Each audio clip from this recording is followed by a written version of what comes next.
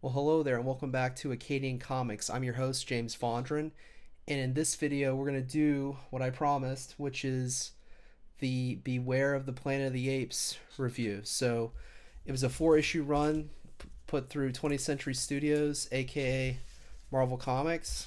Of course, 20th Century Studios is now owned by Disney, so there's that.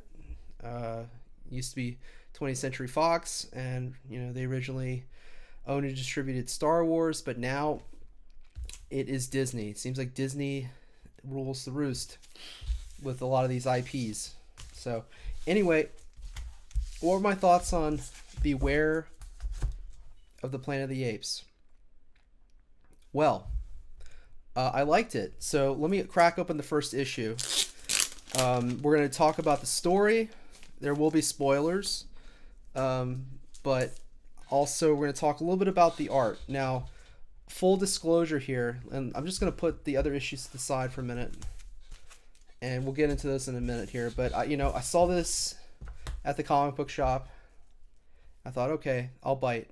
I like Planet of the Apes. So this is a prequel to the original film Planet of the Apes, starring Charlton Heston, 1968. Everyone knows the famous movie, but it looks like they have some original art here, or they've made it look like it's art from the 1960s comic Planet of the Apes. So they have the original story and all that, and then they fast forward to now, which is actually the before this. This is the prequel. And Nova is the main character. She's Charlton Heston or Taylor's companion in the original movie. And the art is it's good. Like it does the job. There's a lot of dialogue. It's not too heavy on the action, this comic, of course, until you get to the very end, until you get to the next the third and fourth issues. But anyway, I like this. I thought this was cool. Like, basically they did a map, right? So you have the Forbidden Zone, and you have Ape City, Hopes Point, Queensboro Plaza. I guess this would be Forest Hills, Forest Park around here.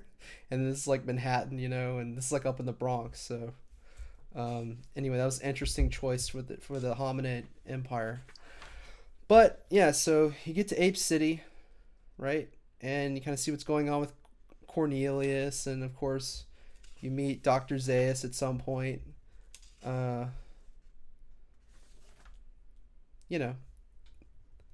See, there's Dr. Zaius.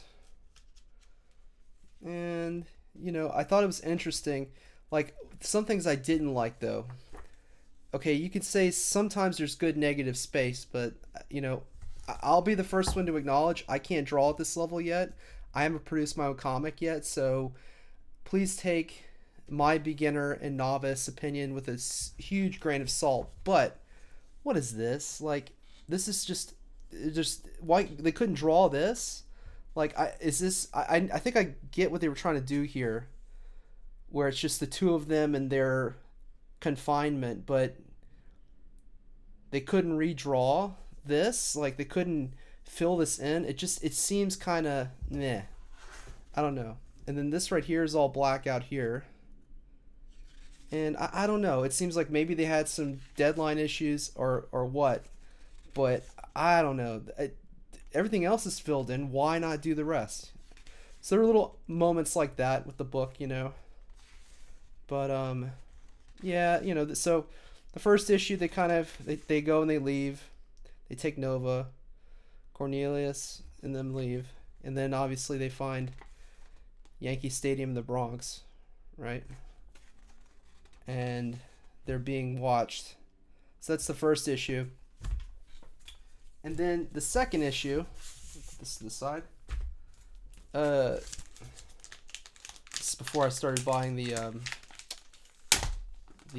adhesive peel and stick bags and boards.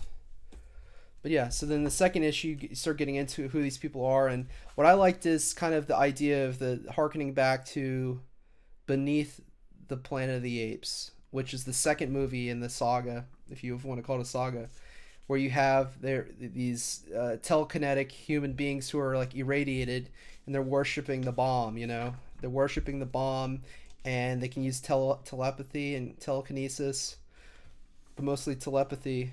But they're mutated and irradiated. So anyway, but what you have here is you have these people who live on the surface and are not the same as the bomb worshippers that we saw in the second Planet of the Apes movie, Beneath the Planet of the Apes, which I like the ending of that movie too.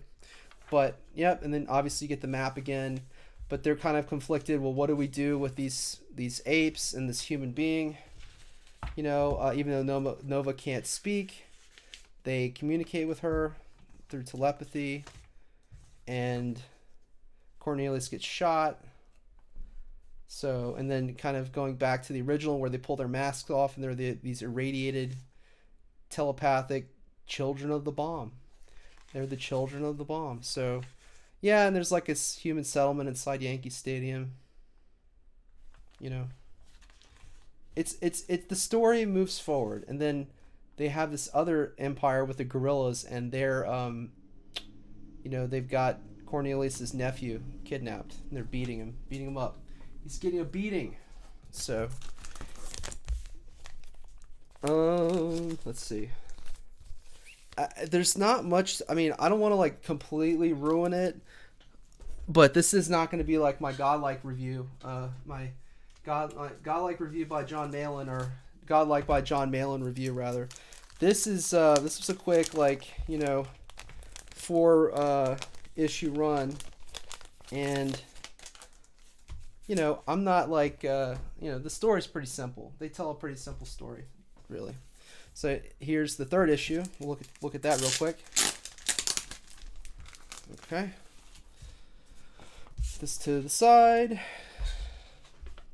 So yeah, so they're working with the humans now, who have telepathic powers, and they're in the Forbidden Zone, trying to find his nephew. Right, Cornelius is trying to find his nephew, and you know, this all this, their existence and their ability to speak debunks the whole thing. I thought this was interesting that the leader of the humans who are freed and have telepathy uses the allegory of the Wizard of Oz with Nova to communicate with her, even though she doesn't speak English. They're communicating through telepathy. It's kind of a neat thing they did. Thought it was cool that they did that. And this is kind of Beneath the Planet of the Apes down here. See, from that comic, I guess they made a comic. I did get the first issue of Blood Hunt. I did read it. Yeah, they make it feel like it's, you know, it could be a Marvel movie the way the comic is. So interesting. We'll see where that goes. Yeah, more of the ape action here. You know, I don't want to show all the pages, but anyway, there's kind of they attack the camp. The humans attack the camp where they're holding this ape hostage, and listen to that glue coming apart. Listen to that. And they use telepathy, and you know, it leaves on a real cliffhanger. The big gorilla general is gonna kill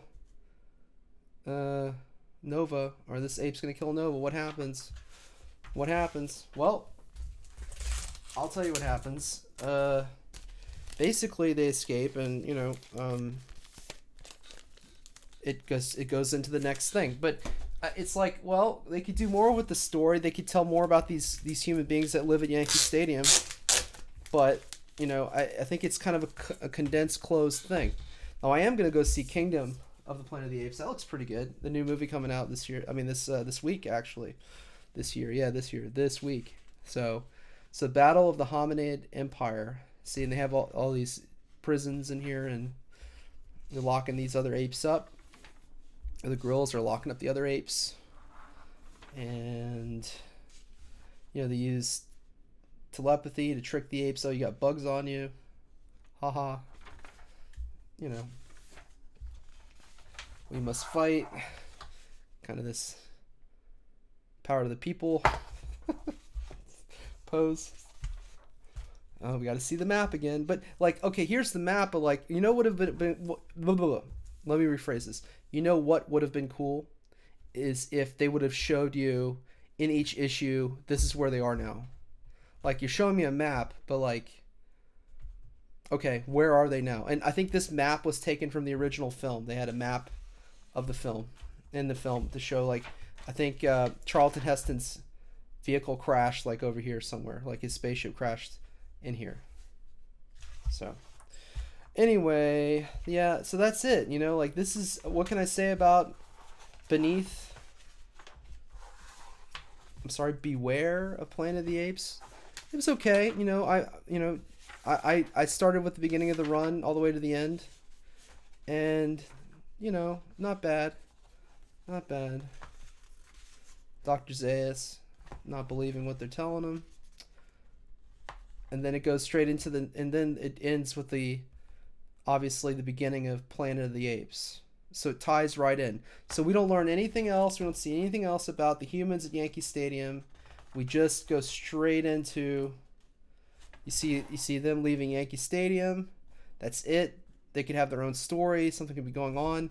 They go straight back to Ape City, and then the very end is the beginning of Planet of the Apes, the film. So that's it. That is my review of Planet of the Apes. Beware the Planet of the Apes. It's okay. I mean, it wasn't bad. I think it's hard to screw up Planet of the Apes. It's a self-contained story the way they did it with these 4 issues. And again, very hard to mess things up. You know, you can't really mess it up too bad. So there you have it, you know. There they are. Issue 1, issue 2, issue 3, issue 4. So I would give this what would I give this? I would give this 6 out of 10 banana peels. That's what I'd give it. So that is Beware of the Planet of the Apes, the prequel to the original film starring Charlton Heston. I hope you enjoyed this. Bye-bye for now.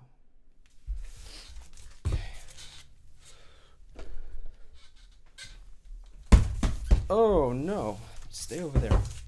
Stay over there and don't you leave. Don't you leave.